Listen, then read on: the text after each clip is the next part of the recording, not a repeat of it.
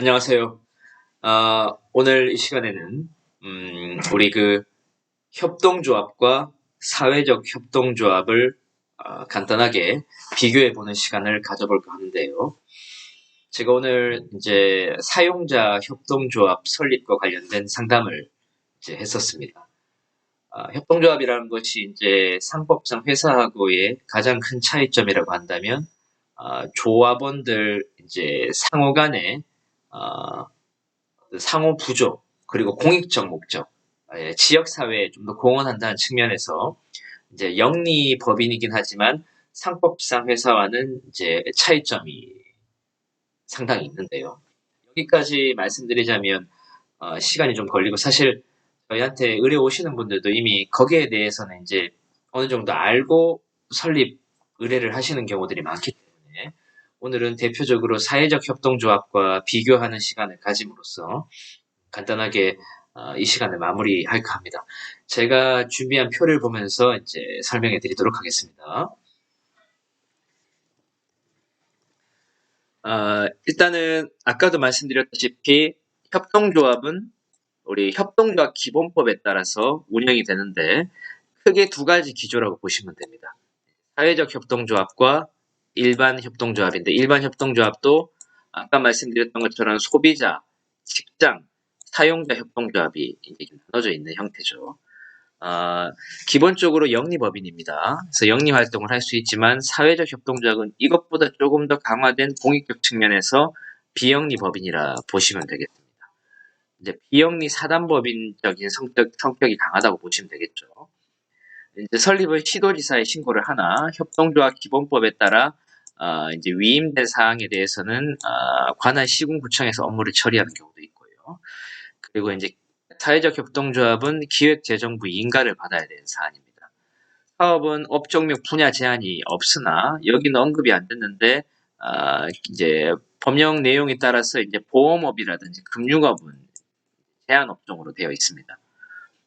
사회적 협동조합은 공익사업이 이제 40% 이상 수행이 돼야 됩니다. 그리고 경영공시는 의무사항은 아닌데요.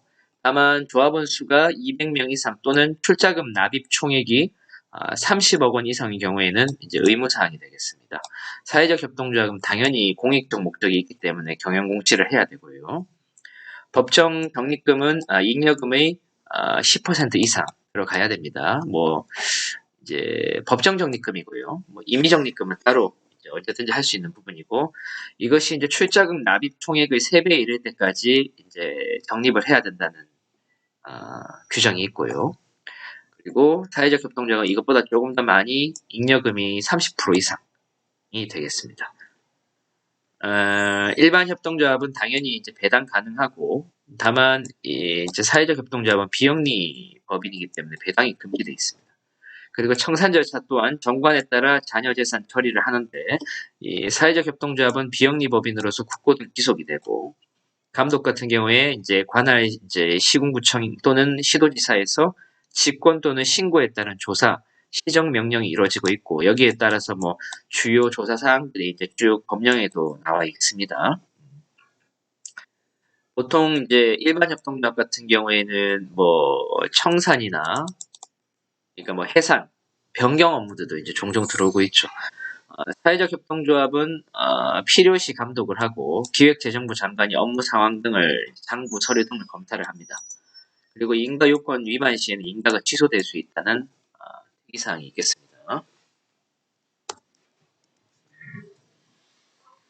네, 이상이 협동조합과 사회적 협동조합의 주요 비교 사항인데요.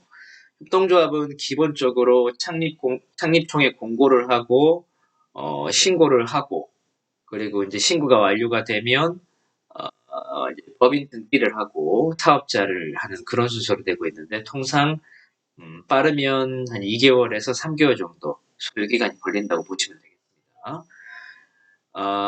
출자금에 대한 특별한 제한은 없습니다. 다만 해당 목적 사업에 따라서 출자금을 받을 때 이제 주무관청에서 이런 목적 사업을 현실적으로 이룰 수 있고 어떤 미래 가치가 있는 사업을 한다고 했을 때 이 출자금이 어느 정도의 이제 확보는 돼야 거기에 따른 사업 계획서나 수지 예산서를 작성할 수 있기 때문에 출자금 부분도 중요하다고 볼 수 있고요.